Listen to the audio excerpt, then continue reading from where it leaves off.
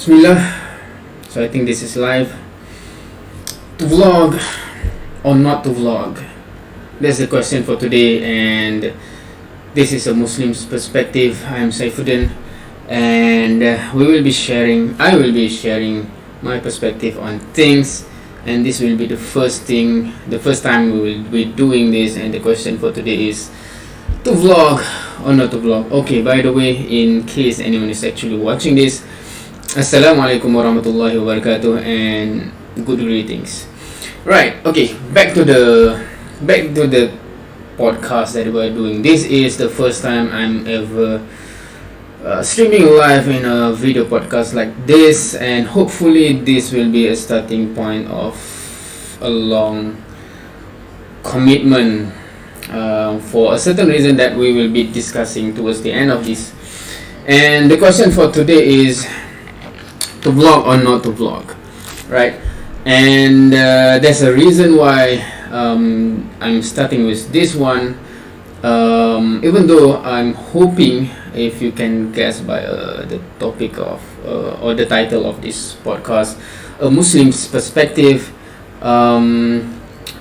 it is hoping to at one point discussing important topics regarding religion, regarding Islam, regarding the world, etc., education, society, etc. But we will first start with things that are personal to me for various reasons. One of it is this is the first time I'm ever doing this, and I'm also starting to learn about this technical stuff. I'm not sure whether this is going to turn out well. So it's an experimental. So with that, I'm starting with something that is not total loss if this turn out to be a total failure. That's number one. Number two, I need to practice speaking, because this is live, unlike anything that I have ever done before, where I can edit and cut. So for something like this, all the fillers will be there, and I might be stuck, blocked, or whatever. So those are among the things that I want to train myself to come out from or something. All right. So now, straightforward to the reason why I'm doing this kind of podcast. Hence the question, to vlog or not to vlog. Now, actually, this question, right, have been in my mind for quite some number of years already, for some reason. And to share this, I think we should start from the very beginning of the whole story. Now, it started back in 2009, I think roughly there, when I was sent to France to further my study, to pursue my PhD degree there. Right, I was sent by my institution to pursue my PhD study and complete my study there before coming back and work as a lecturer. Now, so there's a lot of new experience there for me. Right, it's not the first time I ever went to an overseas countries. Before that, I have went to some countries, including, I think, Japan, Australia, etc.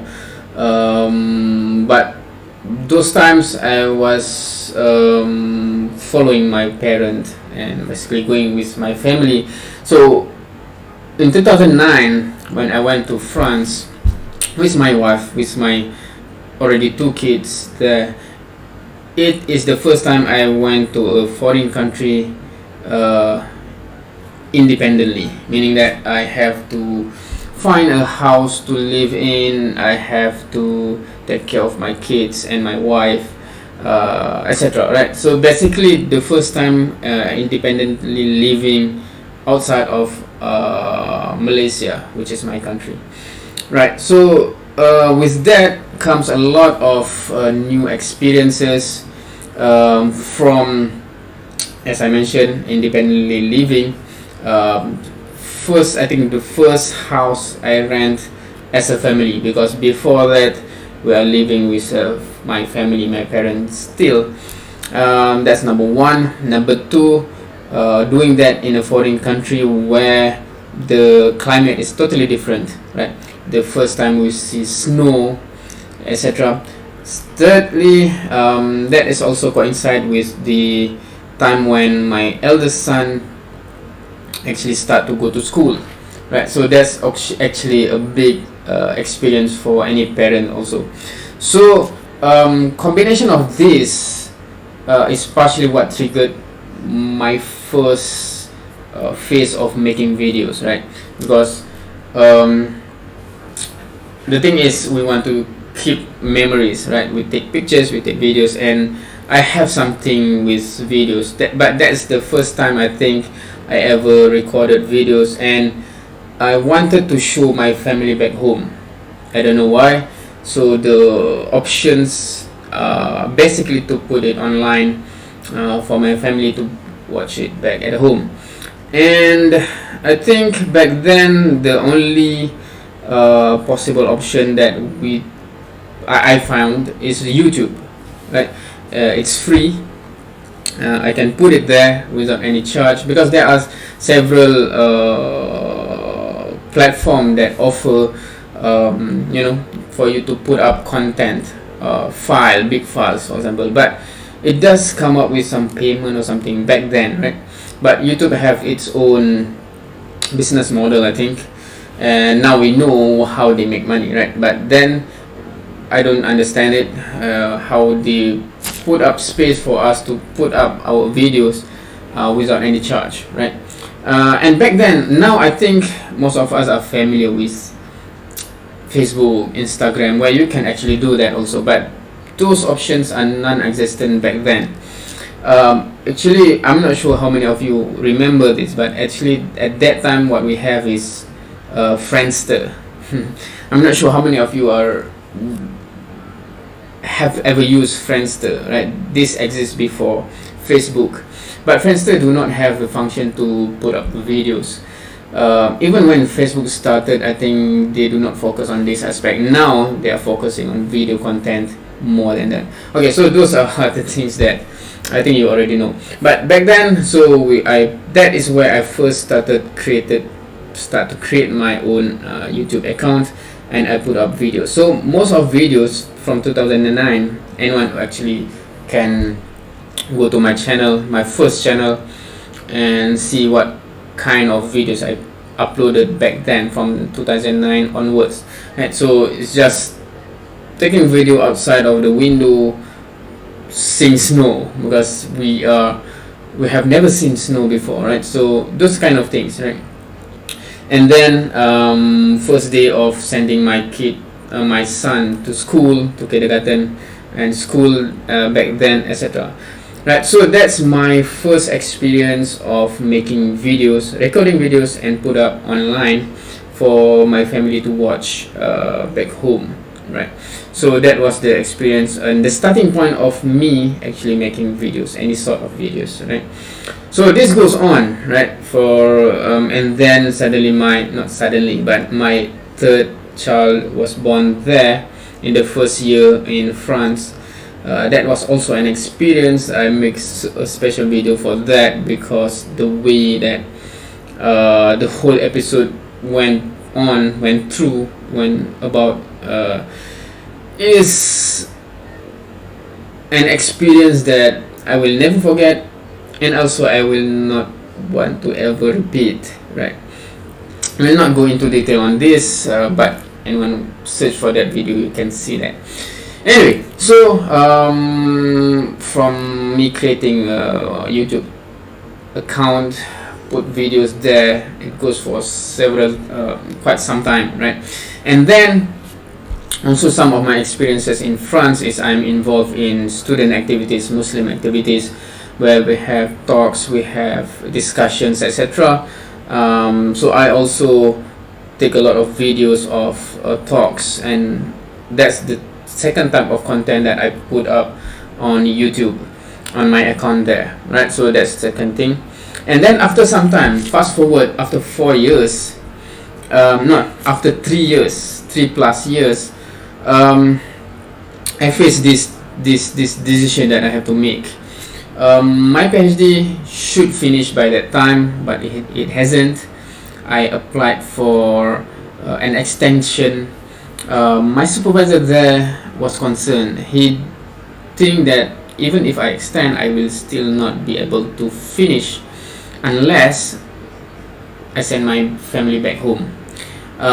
His justification, and I think his concern is valid, because my routine is basically sending my son to school in the morning, and in the afternoon I have to go to the school and pick my son back home for lunch, and then send back for afternoon session, and then after that take back home after the school finish, right? So that actually disrupt a lot of my time in school for lab or for anything, right? So in his opinion, that need to stop, meaning I should have no distraction. So he put up that ultimatum. If because I need his approval or his support or his signature for extension to send back to Malaysia, for them to actually allow, right? And he said he will not allow for extension unless I agree that I have to send my family back home. Now, so to cut the story short, I sent my family back home. I was alone there, and I have to complete my remaining time to complete my PhD study, basically, right? Yeah, I'm on an extension. The scholarship have been cut, etc., right? So I have to use my saving money, etc. So that's one thing. So meaning that, in short, it was urgently I'm in need to complete my study, basically, right? Now, another aspect of my life there that I have to mention to put this in perspective is that I mentioned that I'm involved a lot in the student activities. There are Muslim students from Malaysia, talks, seminars, etc. Those kind of things. A lot. Every weekend I will go down and go down, meaning that it's not in my town, right? My town is quite far from everybody else, so I have to go by train 2-3 hours, 4 hours perhaps, depending on the town where the event is. And that's my routine until when I send my family back home, and also the extension period, because my mas'ul, my superior back then, said, okay, your priority now is actually to complete your study, right? So I was being barred instructed not to go every weekend like I used to, but only go for events that is basically directly involved with the halaqah that I conduct, basically, not the other things, right? So meaning that with that, in a month, normally 3 to 4 weekend I will go out, but now I only will go out once, right? So there's 3 other weekend that I will not go out. That's number one. And number two, in my town there's no other Malaysian student Muslim that I can have those kind of programs, right? And number three, my family is no longer there, so I'm alone, right? So the instruction for me not to go out that much is for me to be able to finish my study. I understand that, but even though I'm focusing on that, I still have some time in between, etc., right? And I do not know what to do. I don't have anyone to talk to. Normally in some of the weekends I will be giving talk, giving seminar, etc., right, in those events. Now suddenly something missing in my life. What to do? And that is where I first ever make a vlog. I mean, the vlog in the sense that I'm actually talking to video like this, right? So that is what happened. That is what triggered, I think that's 2012, 2013, when I'm during that extension. I don't know where my output have to be, because normally I will go to some town, some place where the event is going. Some of the slot is for me to give out the lesson, lecture, sharing, etc., whatever. But now I have to do it alone, facing a camera, post it up online, and hope someone to see. So that's where my journey of doing vlog started, right? So that's the history of me doing vlog, and then that goes on for several months until my PhD complete, right? And then I complete my Viva. Alhamdulillah, everything is finished. I come back to Malaysia, and then that is where the question comes in: to vlog or not to vlog, right?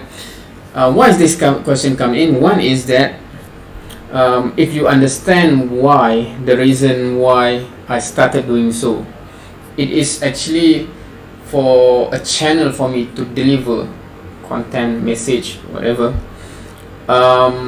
when there's no alternative way, right? I cannot see people, I cannot have people in front of me. What I can do? Put up video, talk, and post online, hope someone to see and benefit from it, right? So coming back to Malaysia, meaning that I have this avenue, continuous avenue for me to talk, have sessions, etc., and hence it negates to the question whether is it still necessary to make vlogs, right? So that's the question, right? To vlog or not to vlog. Secondly, I can make an argument that yeah, I can still do both, right? Why not? But this thing actually takes time, right? I have to set up this thing, I have to record, and then I have to process the video and then upload, etc. It doesn't seem that much, but it is significant, especially when your life is already packed, meaning your schedule is already packed.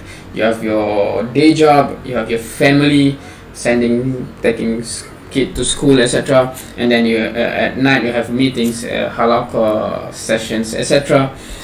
You have to find something in between, and it's quite challenging actually. So that was my own experience, right? So it boils down to this question now: is it a priority for me to actually spend time, allocate time to make vlog, right? Back then in France, it is a high priority because I don't have any outlet channel, and it's important for me to still give out something and hope someone will benefit, and that will benefit me back in the hereafter, inshallah. That's why that becomes a priority, right? That becomes not a priority, a strategic options to consider and do and implement. Right now, is it a priority? Now, personally for me, if I compare actually face-to-face event sessions, etc., to doing things like this, like post something online, I think it's much more strategic to do the conventional way. Why? Because you can actually gauge the acceptance, you can process, because what we want to do is a sustainable process to make a real change, right? We don't just want to throw out things and someone listen or not listen and take or not take, etc., right? We want to give something, see how the recipient react, accept or not, why not, more explanation needed, etc., etc., etc., and then lead, coach, guide step by step until a real change happen, right? Because personally, I do not want to just do something just for the sake of doing something. That's, I think, not a priority. What I want is to do something to actually impact a change, and then continuously making the change sustainable and the growth become bigger, right? And that's where I put my priority in, basically speaking. So that's why those things will consume the majority of my time, because it becomes something very, very strategic in that sense. It how to say, it guarantee a better return, generally speaking, comparatively, right? Having said that, if I actually have a time to do something like this, put it online, because I think the potential for online delivery is that I can actually impact someone somewhere that I might have never met, would never even be able to meet, and that impact can actually happen, and it can actually be reproduced, right? Because online doesn't have a limited how many people can watch or listen to, right?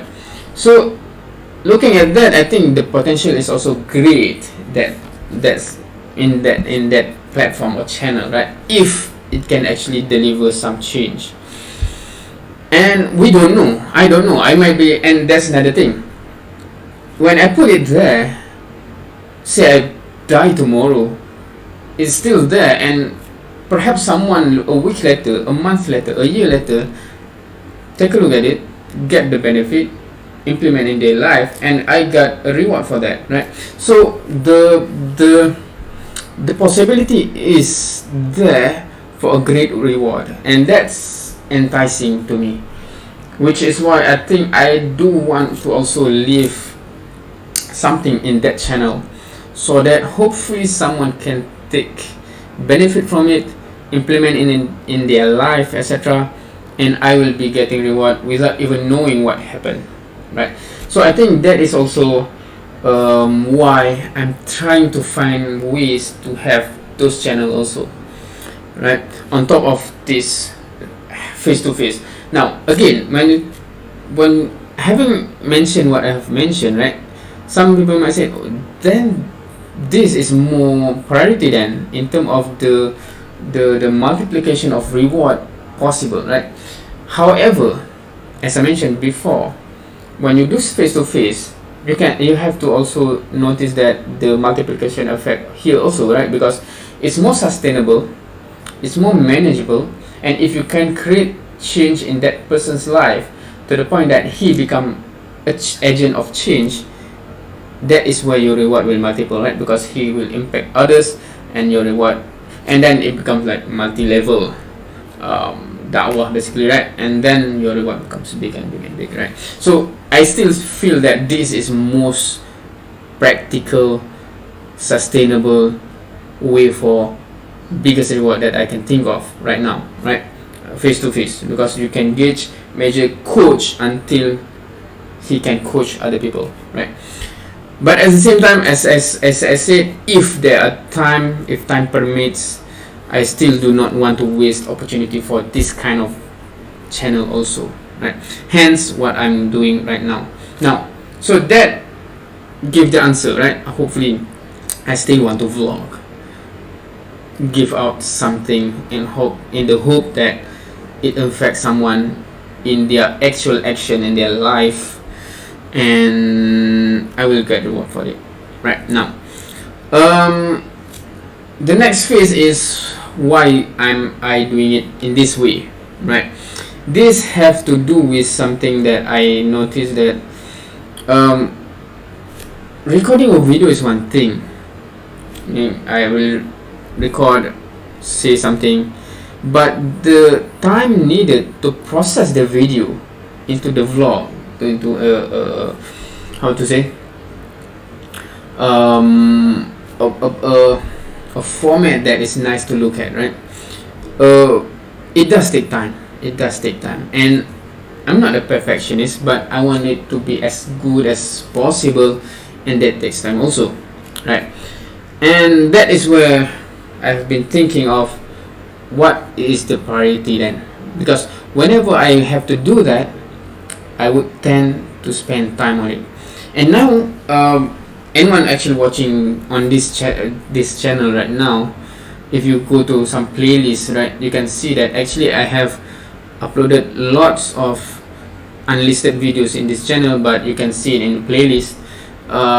For example, there's a lot of recording from my class, right? The class that I'm teaching, the mechanical subject, right?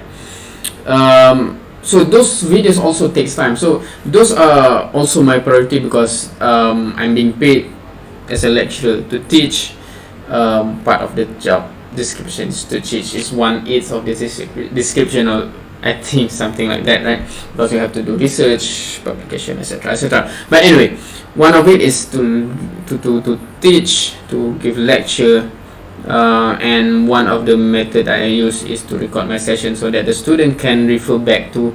That also takes some time to process the video, upload, etc. My conclusion is, what I'm saying is, I don't have time to process any video additional for this purpose. And my opinion right now is the best way is, if I'm going to continue to do this, the best way time wise is doing something like this. This is live. I do not have any opportunity to edit this video. If something bad happen, hopefully nothing bad happen, but if something happen, if I'm stuck or whatever, it will be like that. Hopefully I will improve over time. But what I'm saying is that because the format is in such a way that I do not have the opportunity to edit the video, it will be like that, so that then I will have to just leave it like that.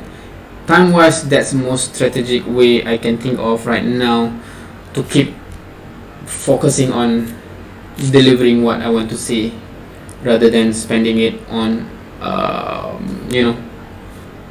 editing the videos, right? So it might not be, so the end result I think is not strategically targeted towards most audience, I think, because most audience want a short video, nicely edited, to capture their attention, right? So I have decided basically my target audience is more on those who like to listen to podcasts or something, because they tend to be long and etc., right? Because when I did my vlog also, right, it tend to exceed 5 minutes. I don't know how to make it short, because I tend to explain in length, etc., right? I'm not saying it's the best way to explain, I'm saying I'm like that. So some people actually comment, try to reduce because when people see more than 5 minutes, 7 minutes, they do not click to watch anymore. And I think that's, if I really want to capture those audience, I think it's strategic to think how to make it short. Like, I think there are a lot of successful people who manage to capture audiences, right? Their videos are rather short, I think, or after they have captured, and then they can make it a bit longer, right? But generally speaking, I think I'm not suitable to go for that audience, right? I'm going for those who are willing to spend time, because personally I'm like that. I watch long videos a lot, right? But people like this are very limited in this world, I think. But anyway, hopefully, because what is important is that benefit is being transferred, and hopefully someone get benefit from it, implement in their life. I'm getting benefit from that. Hopefully that will happen one day, inshallah. Right. So basically this is just to explain why I'm starting to do this. This is the very first live recording that I've ever done, and hopefully this is the first of many. I do intend to go into topics where it's good to discuss, it's interesting to discuss between Muslim, among Muslim, and also with people trying to understand Islam, considering Islam, do not understand a thing about Islam, wanting to understand Islam, etc.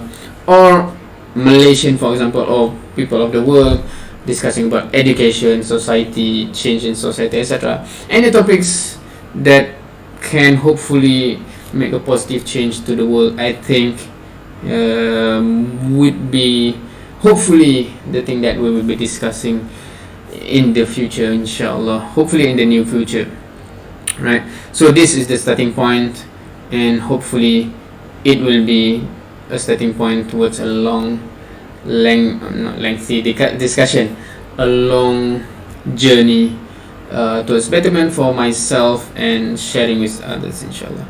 Alright, so I think that already covered what I want to say for today. So this is basically, anyone actually watched to this point, I doubt it, but anyone actually watched to this point, you can comment down below saying I actually watched towards the end.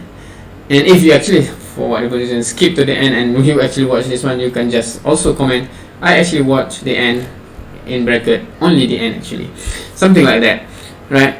Or you can comment your honest opinion. This is 40 minutes of, I'm not sure how many minutes is this, 40 minutes of time or 30 minutes of time that I would never get back. Some people commented like that, right? But anyway, wallahu alam, this is the reason of me doing this.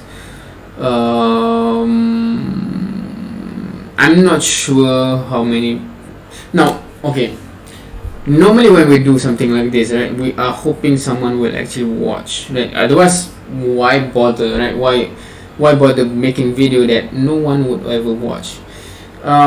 So honestly, I do hope someone watch and benefit, because if no one watch, no one will benefit from it, right? So that's the intention. But I do not need many people. I hope I just get one people to benefit from it, and that will make it worthwhile. Hopefully, inshallah, Allah will make one person in this whole world, not from this video only, but meaning I'm talking about this whole journey ahead of this, will benefit from it. And because I remember the hadith, لا يهدي الله بك رجلا واحدا خير لك من حمر النعم, for example, right? Or kama qala, right? Even if one person Allah give hidayah to him because of you, hopefully because of me, that is better for you or better for me than humur al-na'am, or than the red camel, right? So that is big enough motivation for me to try to go for whatever avenue. This is only one of the channel and then avenue. There's sort of face-to-face, and hopefully because this is a holiday session before the semester start back up. I'm as mentioned, I'm a lecturer, so yeah, hopefully I can go to some school to discuss for whatever project that we can do, that have been in my thought. But the thing is, sometimes we have the intention, we have something in your mind, but you never take action for it, right? Including something like this. So I push myself actually to just start it. I do think that someone who watch this will say, what is he rambling about, going around and around, right? But you have to start somewhere before you getting better at it. So just start. So hopefully this is what I'm doing, and hopefully it is the best course of action in the eye of the Creator, Allah Almighty, and hopefully it will be a starting point of something positive, inshallah. Wallahu alam. I will not prolong this video anymore. So this is a Muslim's perspective, the beginning. I'm Muhammad Saifuddin. Hopefully to see you soon in the coming episodes. Wallahu alam. Assalamualaikum warahmatullahi wabarakatuh, and have a great day and week, inshallah. So that's the end. How to end this one? What to click? This is my first time, so I don't know how to even start on end. So I think it's click here.